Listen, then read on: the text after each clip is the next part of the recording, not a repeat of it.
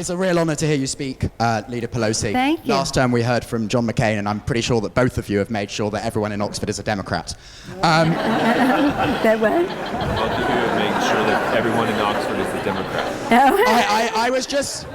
I'll ask him about that. I was just intrigued to know whether you think that the gridlock in Congress at the moment is symptomatic of more than the influence of lobbyists, and it's actually that each of the parties, the Democratic Party and the Republican Party, have homogenized. The Democrat Party has lost lots of its blue dog Democrats, and the Republican Party lots of its rhinos. Olympia Snowe retired at the last elections.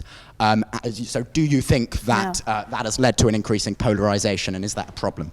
No. I don't think that. Let me tell you what I think it is. It's really important for you to know this. What has happened, now when I was Speaker, President Bush, George W. Bush was president, and we worked together. We did the biggest energy bill in the history of America. He wanted nuclear, I wanted renewables, we came to agreement. That bill has enabled President Obama to take administrative action on emissions and air and this and that and the other thing. It was very important. He had a big signing ceremony for a bill that we worked together on. We passed mental health parity. We passed the least popular bill in the world, the TARP bill, which was the otherwise known as Bail Out the Banks bill. The Republicans deserted their own president on this bill. We passed I can just give you a long array of things that we did working together, compromising on the bill. Republican president. Now, I fought him with every ounce of my being on the Iraq War and on privatizing Social Security. But everything else was, okay, what do you have to say? This is where we are. That's what we go there to do. Nobody goes there to say, I'm going there and it's all going to be my way. Maybe if you're elected president, but I don't even think a president thinks that way. So that's 2 years ago, and then when President Obama was elected, we did great things with him, the jewel in the crown, the Affordable Care Act, but we started off by ending discrimination in the workplace by passing Lilly Ledbetter, the first bill he signed, and one of the last bills he signed, ending discrimination in the military, repeal of Don't Ask, Don't Tell. Those things would not have happened without the Democrats in the Congress and the President of the United States, because President Bush was just not going to be doing that, right? So there's some things you can do working together and some you have to wait to have more consensus. But what happened then, with all this money piling in against us from the health insurance industry, you can just imagine how happy Wall Street was about our Wall Street reform. All the special interest money coming in the 2010 election, well, we lost the majority. Okay, we lost the majority. We all thought it was worth it to pass health care reform and the rest so we didn't have the majority, but American people had health care. Until they came in and said, the most important thing for us is that President Obama not succeed.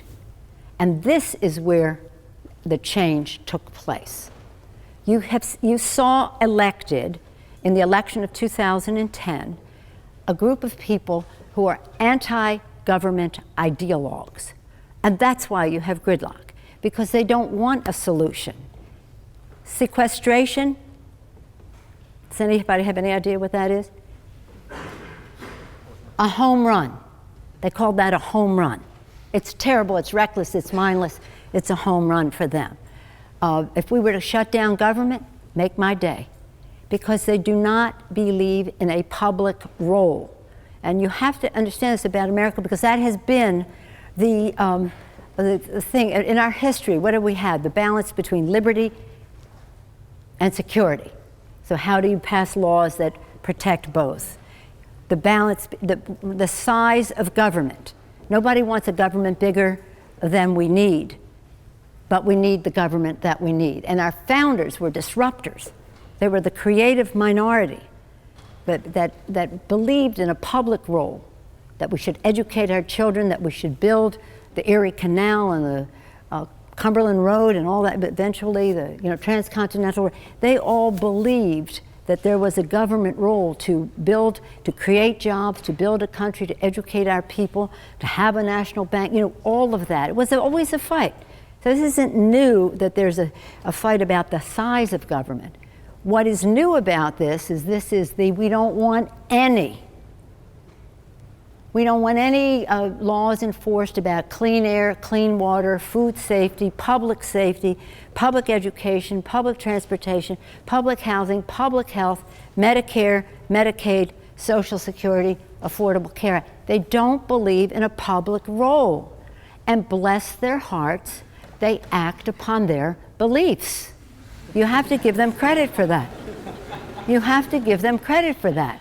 So that's where you have gridlock. Because somebody, if you're negotiating with somebody and they don't want, you have nothing that they want, there's no concession you can ever make that will please them, you ain't going to get anywhere. And that is why we have gridlock. We've gotten a lot of things done up until, we've had our disagreements. We go there, we believe in different things in terms of protecting the environment and education. You know, we have a different view, and that is all within the spectrum of what government and politics are about. You debate the view, you try to win the day in your argument. You know you're going to have to compromise. You hope it's a high split your way, but it might be the other way. But if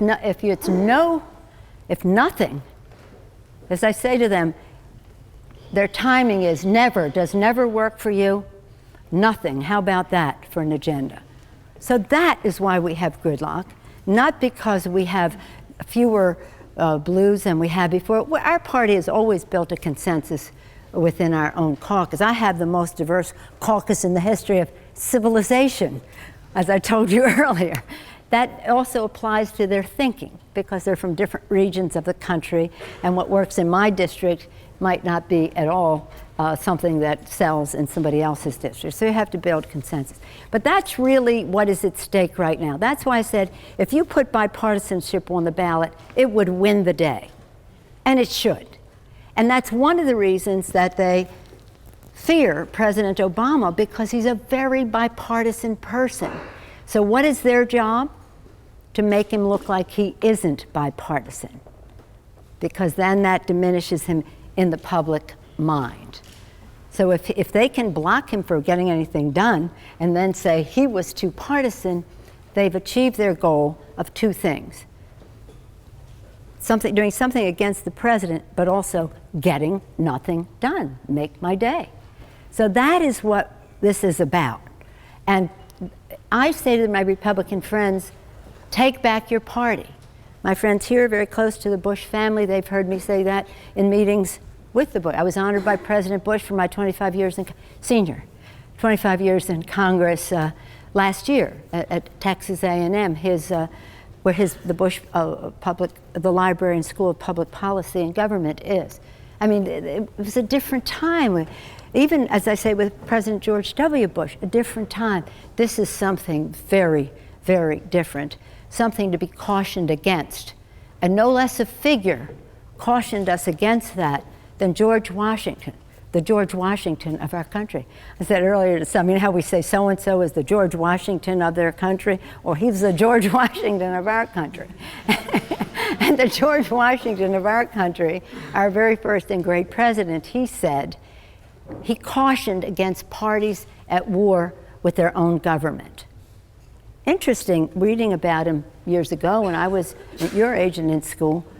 Now I see what he really was quite prescient, that there could be people at war with their own government.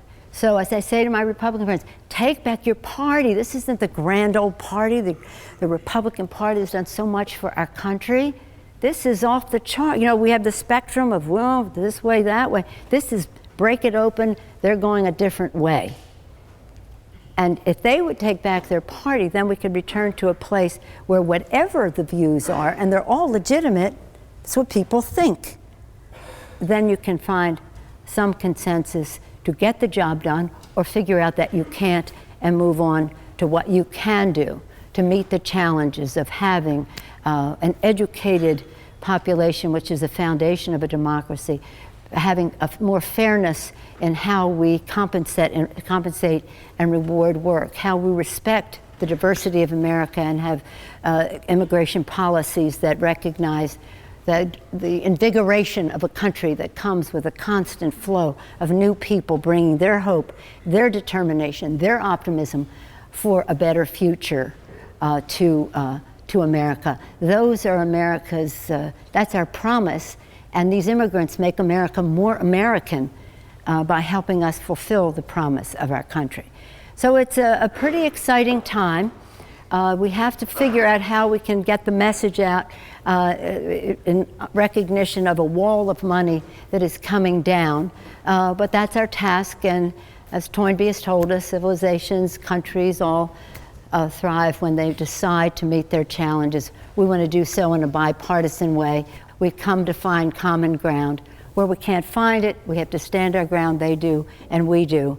But nonetheless, all of it is to strengthen democracy and honor and reignite the American dream.